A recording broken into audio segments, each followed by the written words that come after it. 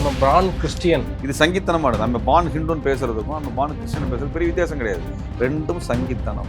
என்ன சொல்றது, கோவப்படுறதெல்லாம் பார்க்க ஒரு மைக் அப்படிங்கிறாரு இப்படிங்கிறாரு, என்ன கிண்டல் போட்டீங்களான்னா கிண்டல் தான் பண்ணுவோம். அவங்க பண்ணாமல் இருக்கலாம், நான் சொல்கிறேன் கிண்டல் பண்ணுவோம். அவரோட அன்பு என்னங்கிறத நம்ம நல்லா பார்த்துருக்குறோம். எப்படி வந்து ஒரு கட்டையை வச்சு அன்பு பேச முடியுங்கிறதையும் காமிச்சிருக்காரு. அதில் நாங்கள் பார்த்து தான் இருக்கிறோம். தேர்தல் அப்போ ஒரு ஜோசப் விஜயன் பேசினார்.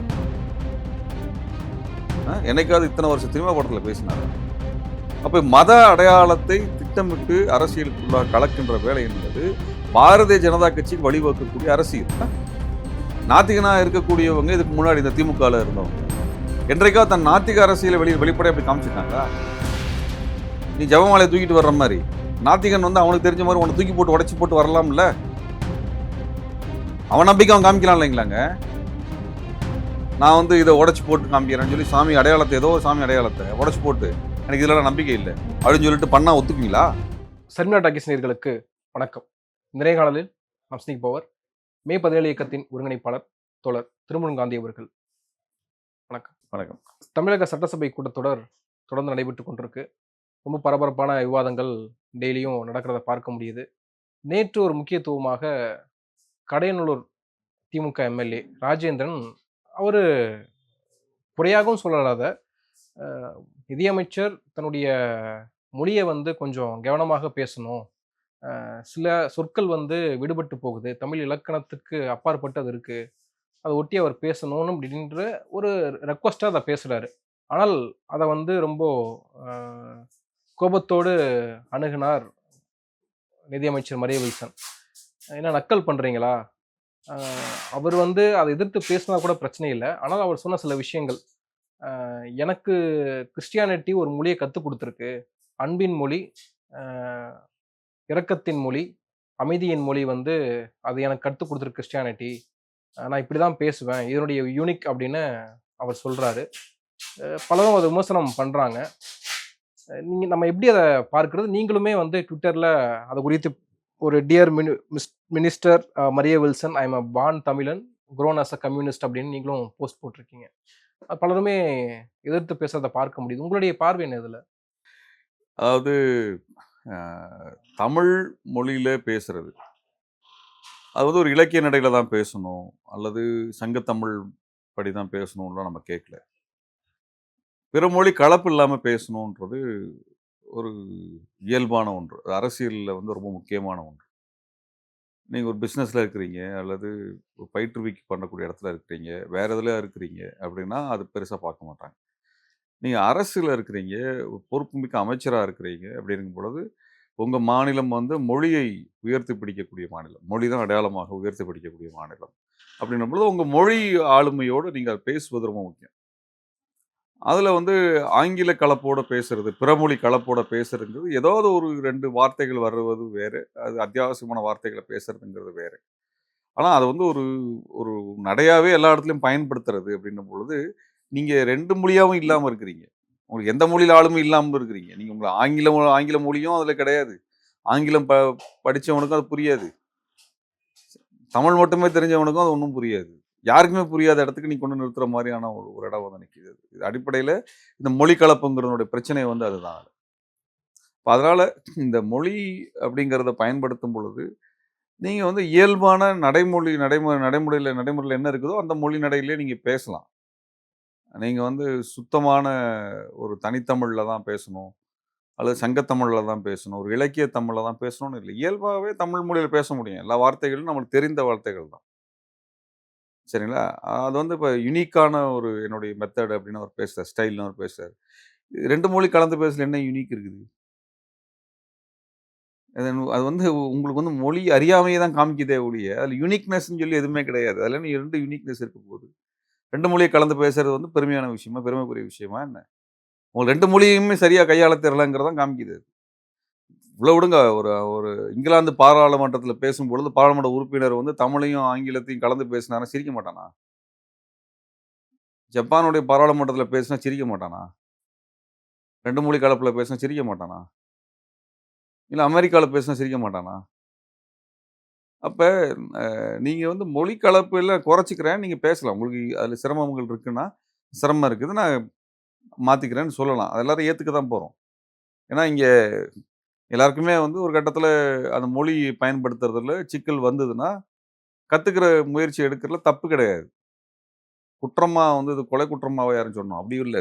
அது மக்கள்கிட்ட எளிய முறையில போய் சேருது. இப்போ கூட அரசினுடைய சில நிகழ்வுகள், ஸ்போர்ட்ஸை எடு, ட்ரக்ஸ விடு அப்படின்றப்போ, அந்த சில ஆங்கில, தமிழ் கலப்புகள் அப்படின்றது வந்து, அது மக்களுக்கு எளிதா போய் சேருது அப்படின்னு கூட சில பேர் நினைக்கிறாங்கல்ல. அதாவதுங்க அது ஒரு எந்த ஆடியன்ஸ்ட்ட நீங்க பேசுறீங்க? இப்ப அந்த ஆடியன்ஸ்ங்கிற வார்த்தை வந்து குறிப்பான நான் வாசகர் அல்லது இது யார் கேட்குறாங்க அதுக்கான வார்த்தைகள்ல வந்து எனக்கு ஒரு சொல்லும் பொழுது, உங்களுக்கு அது முழுமையான அர்த்தத்தில புரியுமா? அப்படிங்கிற குழப்பம் இருக்கிற இடத்துல, நீங்க இந்த மாதிரியான ஏற்கனவே பயன்படுத்தப்படுகின்ற வார்த்தைகள். இப்ப கிரிக்கெட்டு அப்படின்னு நம்ம சொல்றோம். மட்டைப்பந்துன்னு சொல்றத விட, ஸ்கோர்ன்னு சொல்றோம். ஏன்னா, அது அதிகமாக அதில புழக்கப்பட்ட வார்த்தைகள் இது. அதனால அது அப்படி வருது. சரிங்களா? அந்த இடத்துல அத பயன்படுத்துறோம். அந்த மொழிய வந்து பயன்படுத்துறோம். ஆனா, அதுவே ஒரு 2 வாசகமா போடுறதுக்கும், உங்களுடைய அ ஒரு ஒரு அரசாங்கத்தினுடைய நிதிநிலை அறிக்கை சமர்ப்பிக்கும் பொழுது, அதிலேயே நான் பேசுவேன்னு சொல்றதுக்கு வேறுபாடு இருக்கு. ஆனா நீங்க உங்க பள்ளிக்கூட பரீட்சையில தமிழ் பரீட்சையில இப்படி 2 மொழியில எழுதிருவீங்களா? இல்ல ஆங்கிலத்தில 2 மொழியில எழுதிற முடியுமா? ஒரு பள்ளிக்கூட மாணவனுக்கே நம்ம அத வந்து ஒரு பாடமா வைக்கிறோம். இல்லைங்களா? 1ஆம் வகுப்பு படிக்கிற பையனுக்கோ, 5ஆம் வகுப்பு படிக்கிற பையனுக்கோ, ஒரு மொழியில தான் எழுதணும்னு சொல்லி பாடத்தில வைக்கிறோம். அதுல 2 மொழியில எனக்கு இல்ல, இல்ல இப்படி தான் எழுதுவேன். அப்படின்னு சொன்னோம்னா, வாத்தியார் மார்க் போடுவாரா? ஃபெயில் பண்ணுவாரா? ஆனா அதுல அவர் வந்து மொழி குறித்து அவர் பேசியிருந்தா கூட இங்க பிரச்சனை இல்ல. ஐ அம் எ பிரான் கிறிஸ்டியன். நான் வந்து பைபிள அதுதாங்க. இப்ப படிக்கிறேன். என்னன்னா, அவர் வந்து இது மாரி ஒண்ணு பேசுறது யாரும் குறையாவோ, முதலமைச்சர் இப்படிதான் பேசுறாரு. முதலமைச்சர் வலிந்து பேசுறாரு. இயல்பா பேசல. நான் அதையும் சொல்லிர்றேன். முதலமைச்சர் வந்து அது வந்து எனக்கு இயல்பா அப்படி பேசணும் அப்படிலாம் ஒண்ணும் இல்ல. முதலமைச்சர் வலிந்து ஆங்கிலத்தை கலந்து தான் பேசுகிறார். அது வந்து இன்னும் அதிகமா மக்கள்ட்ட போய் சேருதுன்னு அவங்க நம்புறாங்க. இப்ப தனித்தமிழ் இயக்கம் இப்படி வந்திருக்குது. இன்னைக்கு தனித்தமிழ் பயன்படுத்துறோம்னா, திடீர்னு 100 ஆண்டுக்கு முன்னாடி இது கிடையாது. 100 ஆண்டுக்கு முன்னாடி இது கிடையாது. வடமொழி சொல்லு தான் அதிகமாக இருக்கும். எழுத்து நடையிலயும், பேச்சு நடைகள்லயுமே வந்து வடமொழி சொல் அதிகமாக இருக்கும். அது இப்படி நம்ம பேசி, பேசி, பேசி தான் இன்றைக்கு வந்து பழக்கப்படுத்தி, பழக்கப்படுத்தி தான் இன்றைக்கு வந்து தனித்தமிழ் இதா வந்திருக்கிறது. 100 ஆண்டுகளுக்கு முன்னாடி இருக்கக்கூடிய பத்திரிக்கை எடுத்து பாருங்க. இப்ப தினத்தந்தி வந்ததற்கு பிறகு இருக்கக்கூடிய எழுத்துக்கள பாருங்க. விடுதலையில எப்படி எழுத்துக்கள் இருக்கிறாங்க. ஆங்கிலம் கலக்காம, வடமொழி கலக்காம எழுதுறத தந்தை பெரியார் பயன்படுத்தினார். அறிஞர் அண்ணா பயன்படுத்தினார். ஆ தினத்தந்தி ஆசிரியர் ஆதித்தனார் பயன்படுத்தினார். தனித்தமிழ் இயக்கம்னு உங்களுக்கு பெரிய இயக்கம் பாரம்பரியம் இருக்குதுங்க. தனித்தமிழ் இயக்க பாரம்பரியம்ன்றது பெரிய பாரம்பரியம் அது. சரிங்களா? உங்களுக்கு தூய மொழியில பேசுங்கன்னு சொல்றது மிகப்பெரிய பாரம்பரியம் இருக்குது அதுல. அதுல இன்றைக்கும் அதுல இருக்கக்கூடியவங்க பெருஞ்சித்திரனார நம்ம வந்து இன்றைக்கும் நம்ம நினைவு கூர்றோம். நம்ம பேசுறோம். பெருஞ்சித்திரன் வழியில வந்தவங்க இன்றைக்கு தூய மொழியில தான் பேசுவாங்க. அதுல என்ன தவறு இருக்குது? ஒண்ணுமே கிடையாது. என்ன வார்த்தைய கத்துக்க போறீங்க அவ்வளவுதானே. 10 தடவ பேசினா வந்துற போகுது. மகிழ்ச்சின்னு சொல்றோமா? சந்தோஷம்னு சொல்லிட்டு இந்த இடத்துல மகிழ்ச்சின்ற வார்த்தை வந்து நம்ம இருக்குதா? சரிங்களா? அப்ப எனஃப் அப்படிங்கிறத விட போதும்னு சொல்லி பழகணுமா? ஆங்கிலம் பயன்படுத்தியிருந்த சில வார்த்தைகளே வந்து கங்கிராட்ஸ்ன்னு சொல்றத வாழ்த்துக்கள்ன்னு சொல்றோமா? அதுல ஒரு கம்பீரம் இருக்குதா? தேங்க்ஸ் சொல்றோம் நன்றின்னு சொல்றோமா? நீங்க இயல்பா ஆங்கிலம் பயன்படுத்திட்டு இருந்த வார்த்தையை தமிழாக்கி இருக்கிறோமா? நடந்திருக்குதா அது? இல்லையா? திரைப்படத்துல அத பயன்படுத்தணும்னா, அது எல்லாருமே பயன்படுத்துற ஒரு நமஸ்காரத்திலிருந்து வணக்கம் வந்ததே ஒரு ஒரு ஒரு பெரிய மாற்றம் அது. அப்ப இதெல்லாம் மாறி வந்திருக்குதுல்ல. சரிங்களா? அப்போ இது வந்து நம்மளால வந்து மாற்றி அமைக்க முடியுங்கிற இடத்துக்குள்ள முயற்சி பண்ணிட்டு இருக்கும் பொழுது, இல்ல இல்ல நான் வீம்புக்கு இழுத்து கொண்டு வந்து நிறுத்துவேனா, இவங்கலாம் வேணும்னே பேசுறாங்க. ஆங்கிலம் கலந்து பேசுறது வந்து வேணும்னே இவங்க பேச முடியாதெல்லாம் ஒண்ணும் கிடையாது. இவங்க அது என்ன நெனச்சுக்கிறாங்கன்னா, அவங்க வந்து நான் புது ஜெனரேஷனோட நான் பேசுறேன். இன்றைக்கு இருக்க இளைய தலைமுறையோட நான் பேசுறதுக்கு ஆங்கிலம் அப்படின்னு இளைய தலைமுறை வந்து சொல்லுச்சா உங்ககிட்ட? சொல்லுச்சா என்ன? இது அப்படிலாம் இல்ல. இது வந்து அவர்களா கற்பனை பண்ணிக்கிட்டு தங்கள வந்து திராவிட பேச்சு நடையிலிருந்து மாத்தி காமிக்கிறாங்க. நீங்க நீங்க பாரதிய ஜனதா கட்சியினர பார்த்தீங்கன்னா, தமிழ் பேசும்போது நெறைய வடமொழி வார்த்தைகள சேர்த்து பேசுவாங்க. வடமொழி சொல்ல வந்து வடமொழி உச்சரிப்பிலே பேசுவாங்க. நீ காஷ்மீர்ன்னு பேசுறதுன்னா நம்ம சாதாரண பேசுவோம். காஷ்மீர் அப்படின்னுவாங்க. இந்த வந்து அதிகமா அழுத்தி பேசுவாங்க. ஷாவ வந்து அழுத்தி பேசுவாங்க. அவன் அடி வயித்துலருந்து வாந்தி எடுக்கிற மாரி பேசுவான் அந்த வார்த்தைய. நீங்க ராஜா பேசுறப்ப பாருங்க. ராஜா தான் வேணும்னே இந்த ஆங்கிலத்த கலந்து ஒரு டக்குன்னு திடீர்னு ஒரு இங்கிலீஷ்ல 2 வார்த்தைய போடுவாரு. வாட் நான்சென்ஸ் இஸ் திஸ் அப்டின்னுவாரு அவரு. என்னவோ அவரு ஆக்ஸ்போர்ட்ல படிச்சு பொறந்து வளர்ந்த மாரி அது என்னன்னா அவங்க அதே நான்சென்ஸ் தான் இங்க நடந்துட்டு இருக்குது. அவங்களுக்கு புரியுற மாதிரி சொல்றேன் நம்ம. இது என்ன பெரிய வித்து அது? நீங்க என்ன வருஷம் வருஷம் தமிழ்நாட்டுக்கு பட்ஜெட் போட்டு பழகுனாளா? இல்ல. இன்னைக்கு தானே போடுறீங்க. கத்துக்கிட்டீங்கல்ல. கத்துக்க முடியுதுல்ல. அப்ப அப்ப மொழிய கத்துக்கிறதுல என்ன பெரிய சிரமம் வந்து? அதுல எதுக்கு அவ்வளோ அவர் வந்து தன்னுடைய என்ன சொல்றாரு? கோவப்படுறதெல்லாம் பார்க்க ஒரு மைக் அப்படிங்கிறாரு, இப்படிங்கிறாரு. என்ன கிண்டல் பண்ணீங்களான்னா, கிண்டல் தான் பண்ணுவோம். அவங்க பண்ணாம இருக்கலாம். நான் சொல்றேன் கிண்டல் பண்ணுவோம். ரஜினிதன் அவர் எம்எல்ஏ வந்து அது வந்து குறையா கூட நான் இல்ல சொல்ல அவர் விரும்பல. வந்து ஒரு எடுத்து சொல்றாரு. எடுத்துரைக்கிறது, எடுத்துரைத்தல்னு ஒண்ணு இருக்குதுங்க. யாராவது சுட்டி காட்டணும்ல. சுட்டி காட்டுறாங்க. அதுக்கு என்ன நக்கல் பண்றீங்களான்னா, அவர் பண்ணல. நாங்க பண்றோம். என்ன உனக்கு ஒரு மொழியில பேச தெரியாதான்னு கேட்க மாட்டாங்களா இல்லையா? ஏதோ ஒண்ணு உங்களுக்கு ஆங்கிலம் தெரியலையான்னு கேட்பேன் நான். ஆங்கிலத்துல தமிழ கலந்து பேசிட்டு இருக்கிறீங்க. ஆனா உங்களுக்கு முழுக்க ஆங்கிலம் தெரியல. தமிழ் தெரியலங்கிறது தான் எனக்கு வரலன்னு சொல்லி பேசுறீங்க. சரி ஆங்கிலம் தெரியலன்னு சொல்லி சொல்லலாம்ல நம்ம. இது என்ன இது இது கூட முயற்சி பண்றதெல்லாம் உங்களுக்கு என்ன சங்கடம் வந்துற போகுதுங்க? ஆமா நான் முயற்சி பண்ணேன்னு சொல்லிட்டு போயிரலாம்ல. இப்ப பிடிஆர் பேசினப்போ கிண்டல் பண்ணியிருக்கிறோம். அவர் கோவப்பட்டலாம் இல்லையே! இல்லையா? அவர் ஏதோ முயற்சி பண்ணிட்டு இருந்தாரா? ஆனா அதுவும் ஒரு கிண்டலுக்கு உள்ளான ஒரு இதுவா தானே இருந்தது அது. நீங்க உடனே பிடிஆர் பேசணும் அப்பவும் அதே தான். கத்துக்கோங்கன்னு தான் சொல்றோம் நம்ம பேசுறதுக்கு. தப்பெல்லாம் ஒண்ணும் கிடையாது. நிறைய வீடியோக்கள் வைரல் ஆயிருக்கு பிடிஆருடைய ஆமாமா. இது ஒரு நம்ம தமிழ் மொழிய சரியா உச்சரிக்கலன்னா, யாராக இருந்தாலுமே நம்ம வந்து அத சொல்லுவோம். ஏன் மோடிய சொல்லலையா நம்ம? அவர் வந்து தமிழ்ல உருட்டுறேன்னு சொல்லி உருட்டுனத நம்ம பார்த்துட்டு கிண்டல் பண்ணலையா? நம்ம பொறுத்து நம்மளுக்கு மொழி தாங்க முதன்மை. மத்தவங்கலாம் அது மொழிக்கு முன்னாடி இவங்கலாம் ஒண்ணுமே கிடையாது. இவங்கலாம் யாரு? நம்ம தமிழ் மொழிக்கு முன்னாடி இவங்கலாம் ஒண்ணுமே கிடையாது. ஆனா மொழியோடு மதத்தை தொடர்புபடுத்துறது இருக்குல்ல. அத நம்ம எப்படி எடுத்துக்கிறது? நம்ம வந்து நீங்க எத்தன தமிழ் படிச்சாலும் பாதி பேருக்கு இது புரியாது. நான் பைபிள படிச்சிருக்கேன் அப்படின்றாரு. ஏங்க சமணம் சொல்லி தந்திருக்குது. பௌத்தம் தமிழ்ல இருந்திருக்குது. பௌத்தமும், சமணமும் தமிழ்ல இருக்குது. சைவம், வைணவம் தமிழ்ல இருக்கு. ஆசீவகம் தமிழ்ல இருக்கிறது. இஸ்லாம் தமிழ்ல இருக்குது. இதெல்லாம் அன்பை சொல்லிக் குடுத்திருக்கிறது. அன்பை சொல்லிக் குடுத்தது இல்லையா என்ன? இன்னைக்கு திருவள்ளுவர் வந்து எத பேசியிருக்கிறாரு? அன்பை தானே பேசியிருக்காரு. அ? காதலும், வீரமும் சொல்லி நம்ம அன்பை பேசலையா? சங்க இலக்கியங்கள்ல. அவர் தமிழ் படிச்சிருக்காரா முதல்ல? அவரோட அன்பு என்னங்கிறத நம்ம நல்லா பார்த்துருக்கிறோம். எப்படி வந்து ஒரு கட்டைய வச்சு அன்பு பேச முடியுங்கிறதையும் காமிச்சிருக்காரு அவரு. அதெல்லாம் நாங்க பார்த்துட்டு தான் இருக்கிறோம். சரி அதனால இது இது எதுக்கு மதத்துல சேர்த்தணும் நீங்க? விக்டிம் கார்ட் ப்ளே பண்றாங்களோ? இல்ல விக்டிம் கார்டெல்லாம் இல்ல. இது பெருமிதத்துல பேசுறது. நான் பார்ன் கிறிஸ்டியன் அப்படின்னு சொல்றது வந்து ஒரு பெருமிதத்துல வந்து பேசுறது. நம்ம பிறப்பால் தமிழர்கள். இன அடையாளம் தான். மத அடையாளங்கள் மாறும். மத அடையாளம் மாறும். நாளைக்கு வேற ஒரு சமயம் மேல உங்களுக்கு நம்பிக்கை வருது போறீங்கன்னா, பௌத்தத்துக்கு போறீங்கன்னா, உங்க அடையாளம் மாறுது. ஆனா தமிழனாக பிறந்த அடையாளத்தை நீங்க மாத்திக்க முடியாது. தமிழ்நாட்டுல பிறந்திருக்கிறேன், தமிழனாக பிறந்திருக்கிறேன்றது அதுதான் உங்க அடையாளமாகவே இருக்குது. அதுவும் கூட மாறின காலகட்டங்கள்ல இருக்கிறது. அதுக்கும் மாறிய சமூகங்கள் எல்லாமே இருக்குது. சரிங்களா? நீங்க மனிதனாக பிறந்திருக்கிறோம் நம்ம எல்லாம் அடிப்படையில. நான் அவருக்கு வந்து ஒரு பதில் ஒரு செய்தி ஒண்ணு போட்டேன். I am a born Tamilian, grown as a கம்யூனிஸ்ட்ன்னு சொல்லி. என்ன காரணம்னா, தமிழ்நாட்டுக்குள்ள நீங்க என்ன அரசியல பேசுறீங்க? தமிழ் மொழியை பற்றி பேசும்போது, நான் தமிழனாக பிறந்தேன்னு சொல்றதுல தவறு கிடையாது. அது மரியாதைக்குரிய சொல். அதுக்கு ஒரு அரசியல் அர்த்தம் இருக்குது. சரிங்களா? நான் ஒரு கம்யூனிஸ்டாக வளர்ந்தேன்னா, என்னோட அரசியல் நான் எதை பிடித்து மேல வளர்ந்தேன்னு ஒண்ணு இருக்கு. நான் அதிலிருந்து அடுத்த கட்டத்துல இருந்திருக்கேன் நான்.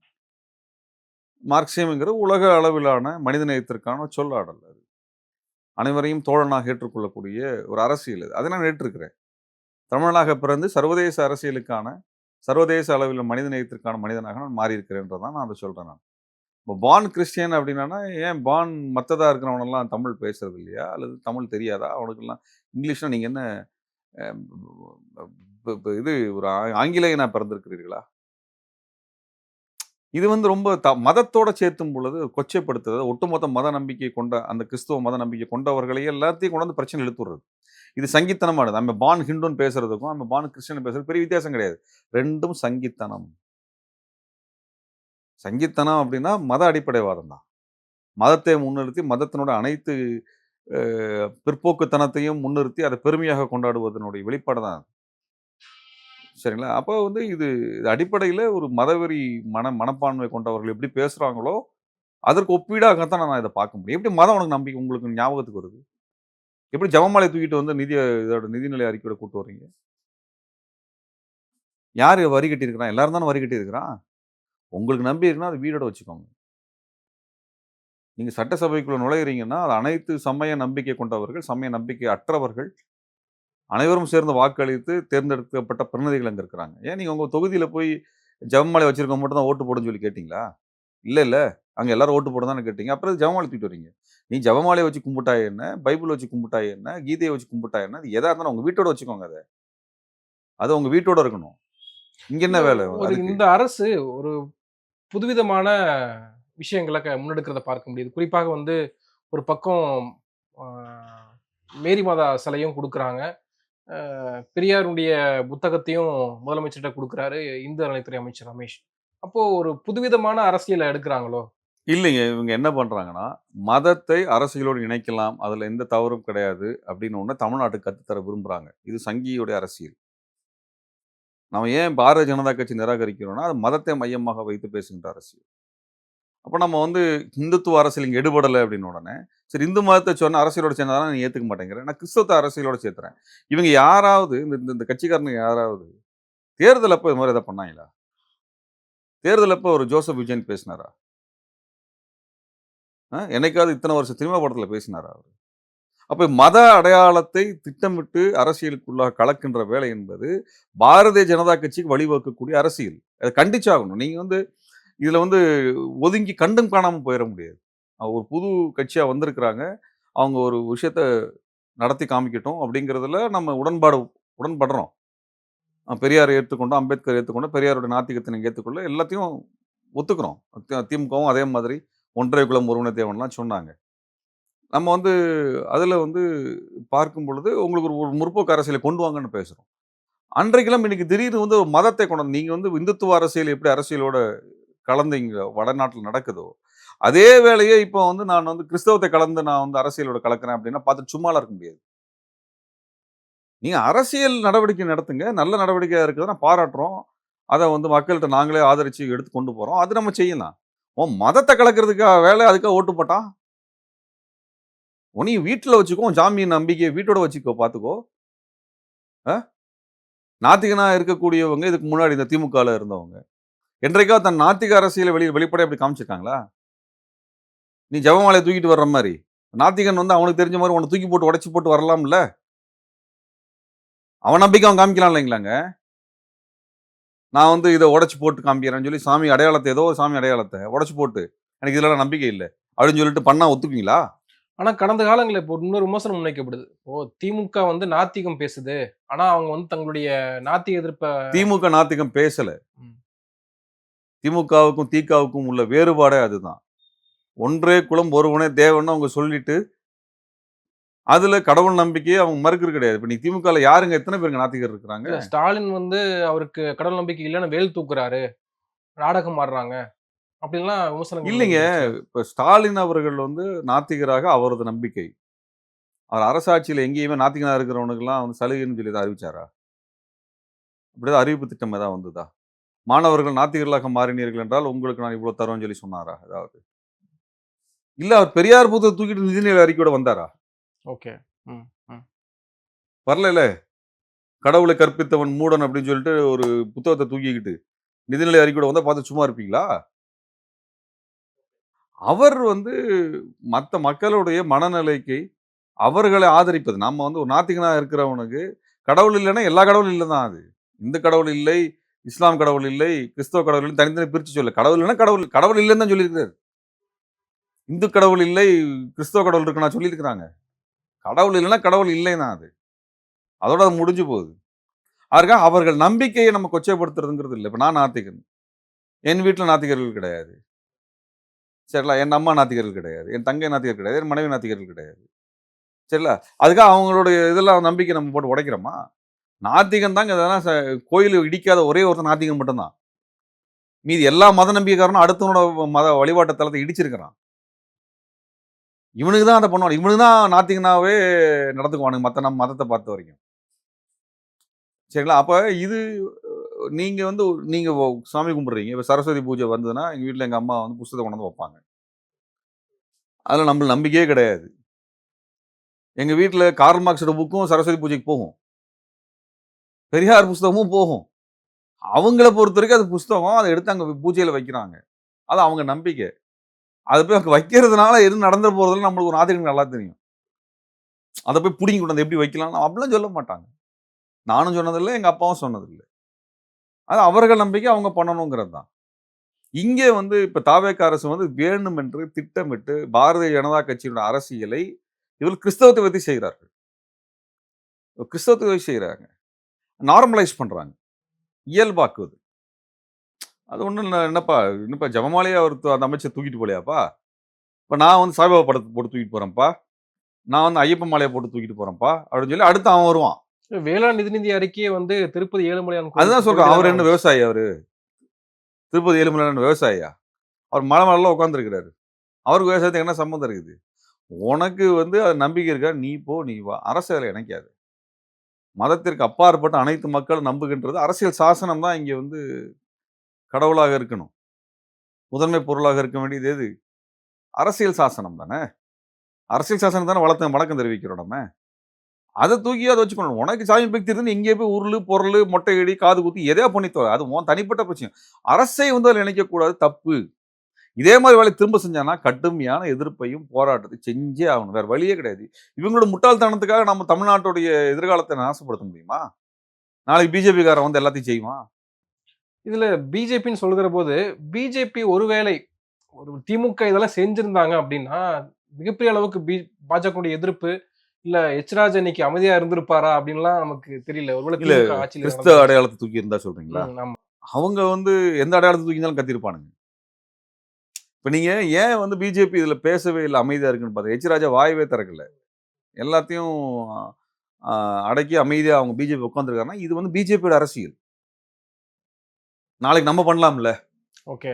ம், ம், ம், நாளைக்கு நம்ம பண்றதுக்கு ஒரு வாய்ப்பு கிடைக்கல. முன்னோட்டமா இது பண்ண விடுவோம்ல. இப்ப நான் கிறிஸ்தவத்தை பண்ண விட்டோம். நாங்கலாம் அப்படிலாம் இல்ல. ம், அப்படின்னு பண்ண விடுறது இருக்குல்ல. உலகத்துக்கு காமிக்கலாம்ல. ம், ம். மேரி மாதா அன்னைக்கு படத்த இந்த வந்து மரிய வில்சன் எடுத்துட்டு வரலையா ஜெபமாலையா? நாங்க எட்டு வரக்கூடாதா? எடுத்து வர்றத முதலமைச்சர் வந்து சிலுவைய வச்சுக்கலையா?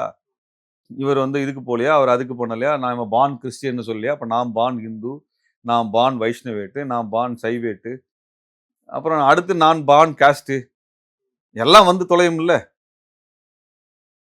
இது வந்து உங்களுக்கு நீங்க நிதிநிலை அறிக்கை போடுறீங்க, பட்ஜெட்ட போடுறீங்களா? அதுல கவனம் செலுத்துங்க. அது விஷயம். அதுல அவரோட பாடி லாங்குவேஜ்லாம் ரொம்ப பயங்கரமா ஏதோ சினிமா படத்துல ஆக்ஷன் குடுக்குற மாரி குடுத்துட்டு இருக்கிறாரு அவரு. அவர் அப்படியே கோபப்படுறாரு, அப்படி மைக்க தட்டுறாரு. அப்படி என்ன பெருசா இங்க வந்து பண்ணிட்டாங்க உங்களுக்கு? உங்களுக்கு புது அரசு வந்திருக்கீங்கங்கிறதுனால எல்லாம் கருணையோட, கடுமையான விமர்சனம் வைக்கக்கூடாதுங்கிற இடத்துல எல்லாருமே பேசுறோம். சரில. இன்னும் 1 வருடம் கழிச்சு என்னவா இருக்கும்? அத யோசிக்கணும்ல. எல்லாருமே போன வருஷம் எல்லாரும் திமுக பட்ஜெட் போட்டுட்டு இருந்தது. இந்த வருஷம் நீங்க போடுறீங்க. அடுத்த வருஷம் என்ன ஆகப்போகுதுன்னு யாருக்கு தெரிய போகுது? எல்லாரும் இதே இடத்துல இருக்க போறது இல்லைல்ல. எடப்பாடியாரும் அங்க தான் இருந்து போட்டிருக்காரு. இப்ப ஸ்டாலின் அரசும் அங்க தான் நின்னு இருக்குது. இப்ப நீங்க இன்னைக்கு போட்டிருக்கீங்க. எல்லாம் மாறிட்டு தானே இருக்குது. கண்ணுக்கு முன்னாடி பார்த்து தானே இருக்கிறீங்க. அதனால நீங்க வந்து அதுல ஒரு கனிவு இருப்பது ரொம்ப முக்கியமா நான் பார்க்கிறேன். அப்படி வந்து இல்ல. அது வந்து என்னதுன்னா எல்லாருக்கும் ஒரு எதிர்ப்பு உணர்வை வளர்த்து விடுறாங்க அவங்களே. அவங்களே ஒரு எதிர்ப்பு உணர்வை வளர்த்து குடுக்குறாங்க. ஸ்டெல்லா மேரிஸ் காலேஜ்ல நடந்த ஒரு விழிப்புணர்வு பிரச்சாரம். ஆ, கருக்கலைப்பு தடுக்கணும் அப்படின்ற ஒரு விழிப்புணர்வு பிரச்சாரத்துல சபாநாயகர் ஜே.சி.டி. பிரபாகர் அவர்கள் கலந்து கொண்டு உரையாற்றுகிறார். அதுல அவர் முக்கியமா இந்தியால 1,56,00,000 கருக்கலைப்புகள் நடைபெறுது ஒரு ஆண்டுக்கு. அத நம்ம தடுக்கணும் அப்படின்னு அந்த விழிப்புணர்வு பிரச்சாரம் மேற்கொள்றாங்க. இதுல என்ன முரண்பாடா இருக்குன்னு நினைக்கிறீங்க? இது வந்து என்னன்னாங்க, இப்ப ஐரோப்பாவிலயும், அமெரிக்காவிலயும் கிறிஸ்தவ அடிப்படைவாதிகள், மதவாதிகள் இந்த கருக்கலைப்புக்கு எதிரான நிலைப்பாடு கொண்டவர்கள். கருக்கலைப்பை தடுப்பு சட்டம் கொண்டு வந்தவங்க. அது மத ரீதியாக அதை அணுகக்கூடியவர்கள். உடல் ரீதியாகவோ, உரிமை ரீதியாகவோ அணுகுறது கிடையாது. இப்ப கருவுல இருக்கக்கூடிய அ அ அந்த கரு வந்து எப்படியானதா வளருதுங்கிறத பொறுத்து, அது வளர்ச்சி நிலைய பொறுத்து கருவ கலைப்பது என்பதும் நடக்கிறது. அதுக்கு வந்து இதயம் முழு ஃபங்ஷன்ல இல்ல. மூளை முழு வளர்ச்சி அடையல. இது போல சில குறைபாடுகள்லாம் இருக்குதுன்னு கேட்டு கருக்கலைப்பு நடக்கல பெரும்பாலான கருக்கலைப்புகள். நாளைக்கு அந்த குழந்தைய வந்து வைத்து வளர்த்த முடியாது. நாளைக்கு பல சிக்கல்களோட இருக்கும். குழந்தையாவும் வராது. அது அல்லது தாயினோட உயிருக்கு அது ஆபத்தானதாக மாறிடும் பார்த்து தான் கருக்கலைப்புகள் பெரும்பாலான கருக்கலைப்புகள் நடக்குது. இவங்க என்ன சொல்றாங்க? எதுவா இருந்தாலும் நீ வந்து குழந்தைய பெத்து வளர்த்துன்றாங்க. இப்ப நான் என்ன சொல்றேன்னா, எதுவா இருந்தாலும் குழந்தைய பெத்து வளர்த்துன்னா, அந்த பொறுப்ப அரசு எடுத்துக்கணும். குழந்தைய வளர்க்கறதுக்கும், வளர்த்து எடுத்து படிக்க வைக்கிறதுக்கும், அதுக்கு வேலை வாங்கி குடுக்குறதுக்கும், அது கல்யாணம் பண்ணி வைக்கிற வரைக்கும் பொறுப்ப நீ எடு. அரசு அப்புறம் சட்டம் கொண்டு வா. ஒரு குடும்பத்துல இருக்கிறோம். குடும்பத்துல 2 குழந்தை இருக்கு. 3வது குழந்தை வருது. உருப்பெறுது அப்படின்னா, அது வேணாம்னு நெனைக்கிறாங்க. ஏன்னா வளர்த்த முடியாது. எல்லா செலவுகளும் அதிகமா இருக்குது. கருக்கலைப்பு செய்றாங்க. உடன்பாடோட செய்றாங்க. ஏன்? பொருளாதார சுமை இருக்குது. இன்றைக்கு குழந்தைகள்ங்கிறது குடும்ப பொறுப்போடது இருக்குது. பெண்ணுடைய பொறுப்பு. ஆணின் பொறுப்பு அதுல குறைவு. பெண்ணுக்கு தான் பொறுப்பு அதிகமா இருக்குது. அந்த குழந்தை ஏதானும் ஒரு குறைபாடோட வந்துருச்சுன்னா, அந்த குழந்தைய வச்சுக்கிட்டு வாழ்நாள் முழுக்க, குழந்தையினுடைய வாழ்நாள், இவங்க வாழ்நாள் முழுவதுமே அதற்குண்டே செலவு செய்ய வேண்டிய ஒரு துயரம், நெருக்கடி இருக்கு. அதுக்கு அரசு எந்த உதவியும் பண்றதில்ல. எந்த உதவியும் செய்யறதில்ல. அப்ப ஒரு குழந்தைய சுமப்பது ஒரு பெண். அந்த பெண் முடிவு பண்ணணும். அந்த குழந்தைய நான் வளர்த்துறதா, வேண்டாமாங்கிற முடிவு பண்றோம். அந்த சுமக்கிறதா, வேண்டாமாங்கிற முடிவு பண்றோம். அந்த குழந்தையினுடைய அந்த பெண்ணினுடைய உரிமை. அது குழந்தையோட உரிமையா பேச முடியாது அது. அல்லது சமூகம் வந்து அத வந்து திணிக்க முடியாது. நீ அப்படின்னா நீ பொறுப்பெடுத்து வளர்த்து. நீ பொறுப்பெடுத்து வளர்த்து. அது பொறுப்ப நீ எடுத்துக்கிற அரசு எடுத்துக்குதா? இல்ல. இன்னைக்கு வந்து பிரெக்னன்சிங்கிறது எக்ஸ்பென்சிவான விஷயங்க. இன்னைக்கு பிரெக்னன்சிங்கிறது எக்ஸ்பென்சிவான விஷயம். உங்களுக்கு வந்து அ மகப்பேறு அப்படிங்கிறது வந்து எத்தனை பேர் வந்து அரசு மருத்துவமனைக்கு போறாங்க? எத்தனை பேர் தனியாருக்கு போறாங்க? தனியாருக்கு போகக்கூடியவங்களுடைய செலவினங்கள் எத்தன இருக்குது? இதையெல்லாம் பார்த்து தான் ஒரு குடும்பம் முடிவு செய்யுது. எதிர்பாராத கரு உருவாதல் அப்படிங்கிற சமயம் வரும்போது, அது குடும்பம் தயாரா இல்லாம இருக்கும். அல்லது பெண் தயாரா இல்லாம இருக்கலாம். பெண்ணோட உடல் சரியா இல்லன்னு வச்சுக்கோங்க. பலவீனமா இருக்குன்னு வச்சுக்கோங்க. என்ன பண்ணுவீங்க? இப்ப இன்னும் ஒண்ணு சொல்றேங்க. இப்ப வயது குறைந்த பெண்களை பாலியல் வன்புணர்வு உட்படுத்துறானுங்க. அதுல எத்தன பேர் பிரெக்னன்ட் ஆயிருக்காங்க? அங்க என்ன பண்ணுவீங்க? ஒரு 14 வயசு பொண்ண ரேப் பண்றான். அந்த பொண்ணு பிரெக்னன்ட் ஆயிருது. சரிங்களா? கரு உண்டாயிருது. என்ன பண்ணுவீங்க? வச்சு வளர்த்து நீ வந்து இயேசுநாதருக்கு போய் கூட போறியா நீ? இல்ல சர்ச்சுல எடுத்து வளர்த்த போதா? வளர்த்து. இதே ஸ்டெல்லா மேரிஸ் காலேஜ்ல எத்தன பேருக்குங்க இடம் தருவீங்க? எத்தன குழந்தைக்கு படிக்கிறதுக்கு இடம் தர முடியும் உங்கனால? உங்களோட கிறிஸ்தவ இன்ஸ்டிடியூஷன்ல எத்தன இடத்துல நீங்க வச்சு பார்த்துக்க முடியும் உங்கனால? பார்க்க முடியும்னா சொல்லுங்க. எல்லா குழந்தையும் உங்களுக்கு அனுப்பி விடுறோம். அது பெண்ணோட உரிமை. நீ பேசுற அந்த ஊர்வலத்துல வந்ததுல 3/4வாசி பேர் ஆம்பளைங்க. இவங்களா தூக்கி சுமக்குறானுங்க. இவங்க மேல என்ன மரியாதை இருக்குங்க உங்களுக்கு? ஒரு பெண்ணோட உரிமைங்க அது. இதுக்கு உரிமைக்காக ஐரோப்பாவுல நடந்த போராட்டங்கள் எத்தன நடந்திருக்குது? இது ஐரோப்பாவோட இறக்குமதிய கொண்டு வந்து இங்க இதே வலதுசாரி இது மதவெறியனாவே இருந்து யோசிக்கிறது. மதப்பற்றாளனாவே இருந்து பார்க்கிறது. மதம் என்று வந்துவிட்டாலே, மதத்த அரசியலோடு கலக்கிறது என்று வந்துவிட்டாலே, மத சார்பான அரசியல் சட்டங்கள்னு கொண்டு வந்துட்டாலே, அது கழிசடையா தான் நிக்கும். நீ குழந்தைய ஏன் வந்து பொ பொ சாகடிக்கிறீங்கன்னு கேட்கறானுங்க. நீ சரி நீ வேணா வளர்த்துறேன்னு சொல்லு. எத்தன பேர் பட்டியல் குடு. செலவு நீ ஏத்துக்கிறியா சொல்லு. இன்றைக்கு வந்து திருமணத்துக்கு அப்பாற்பட்ட ஒரு உறவு நிலையில ஒரு குழந்தை உருவாகுதுன்னா, அந்த மாரி பெண்ண நீ வந்து மரியாதை நடத்துவியா? நடத்துறியா முதல்ல? அதுக்கான உதவி நீ செய்றியா? செய்றானுங்களா? எத்தன இழிச்சொற்கள். அந்த பொண்ணோட வாழ்க்கையே முடிஞ்சு போகுது. பெண்ணுக்கான வேலை வாய்ப்புகள். இத்தனையுமே இருக்குதுங்க. சும்மா வந்து ஏதோ கருக்கலைப்பு கூடாது, உயிரை காப்பாத்தணும். உங்க உயிரை காப்பாத்துன லட்சணம்லாம் எங்களுக்கு போதும். பார்த்துட்டு தானே இருக்கிறோம். நீ பாலஸ்தீனத்தில குண்டு போடுறத நிறுத்துனனால போதும். பேசுவாய்ங்களா? உங்க இரக்கத்த பத்தி பேசுவோம். உங்க இரக்கத்த பத்தி பேசணும்னா, வெளிப்படையா நம்ம பேச வேண்டியிருக்குது. இஸ்ரேல் பாலஸ்தீன சண்டையில இவர்களோட நிலைப்பாடு என்ன? பாலஸ்தீனுக்கு எதிரான நிலைப்பாடு இருக்கிறதா? அல்லது இஸ்ரேலுக்கு எதிரான நிலைப்பாடு இருக்குதா? உங்க கருணைய அங்க போய் வைப்போம். கருணைய அங்க கொண்டு வைப்போம். பேசுவோம். வெளிய திறந்து பேசுங்க. போப் பேசினாரு. எத்தன பேர் பேசுனீங்க? எத்தன சர்ச்ல அன்னைக்கு ஊர்வலம் போன எத்தன சர்ச் பாதிரியார்கள் வந்து பிஷப் வந்து அத எடுத்து பாலஸ்தீன திரும்பி தாக்குதல் நடத்தாதுன்னு சொல்லி ஊர்வலம் போனாங்க. ஏன்னா சர்ச் மேலயும் குண்டு விழுந்துச்சுல்ல. உலகத்தினோட 3வது பழைய சர்ச் மேல குண்டு விழுந்தது. யார் குண்டு போட்டது யாரு? இஸ்ரேல். பேசணும்ல. அப்ப இவங்க கருணையோட எல்லை மதவாதிகள் எல்லா இடத்துலயும் மதவாதிகள் தாங்க. அது வந்து சங்கிகளாக இருந்தாலும் சரி, அது கிறிஸ்தவ சங்கிகளாக இருந்தாலும் சரி, அல்லது இஸ்லாமிய அடிப்படைவாதிகளாக இருந்தாலும் சரி, பௌத்த அடிப்படைவாதிகளாக இருந்தாலும் சரி. அல்லது இப்போ ஜைன மதத்தில் இருக்கக்கூடிய அடிப்படைவாதிகளாக இருந்தாங்க, அவன் தான் சொல்கிறாங்களே வெஜிடேரியன், பியூர் வெஜிடேரியன் பேசிட்டு இருக்கானுங்களே, அந்த கும்பலாக இருந்தாலும் சரி, அவனுடைய கருத்தை அடுத்த மேலே திணிக்கிறத ஒரு வேலையாக வச்சிருக்கிறானுங்க. அதனால சொல்ல, மதத்தை அரசியல் கலக்காத, உன் நம்பிக்கை நீ தானே வச்சுக்கோ. உனக்கு கருக்கலைப்பு வேண்டாம்னு நினைக்கிறியா, நீ பண்ணு, அது உன் விருப்பம். அது ஒரு பொண்ணுக்கு வந்து சட்டமாக கொண்டாந்து திணிக்காது, தொண்டையில போய் திணிக்காது. அந்த பெண் முடிவு பண்ணட்டும், அது பெண்ணுடைய உரிமை சம்பந்தப்பட்டது. ஒரு குழந்தை வேணுமா வேண்டாமா, வளர்த்தணுமா வளர்த்த முடியுமா முடியாதா, அதோடைய பொருளாதார சூழல், சமூக சூழல், வாழ்வியல் சூழல், அவருடைய இணையரனுடைய வாழ்க்கை முறை. இப்போ ஒருத்தன் ஒரு ட்ரக் அடிக்டா இருக்கிறான், அல்லது ஒரு ஆல்கஹாலிக்கா இருக்கான், ஒரு ஒரு ஒரு போதைப் பொருள் அடிமைப்பட்டவனா இருக்கிறான். சரிங்களா, அவனுக்கு ஒரு குழந்தைய பெத்துட்டு நான் வந்து எதுக்கு வளர்த்தணும் ஒரு பொண்ணு நினைச்சான்னா சரிதானே. இதெல்லாம் அடிப்படையில் முளையிலே கிள்ள வேண்டிய விஷமத்தனமான ஒரு விஷயங்கள். அதனால இந்த கருக்கலைப்புங்கிற ஒரு விஷயத்தை வச்சுக்கிட்டு இவங்க பண்ணக்கூடிய அரசியலை ஏற்றுக்கொள்ளவே முடியாது. அது பெண் உரிமை சம்மந்தப்பட்டது. நன்றி. நிறைய விஷயங்கள பகிர்ந்துக்கிட்டீங்க. உங்க நேரத்துக்கு மிக்க நன்றி. நன்றி.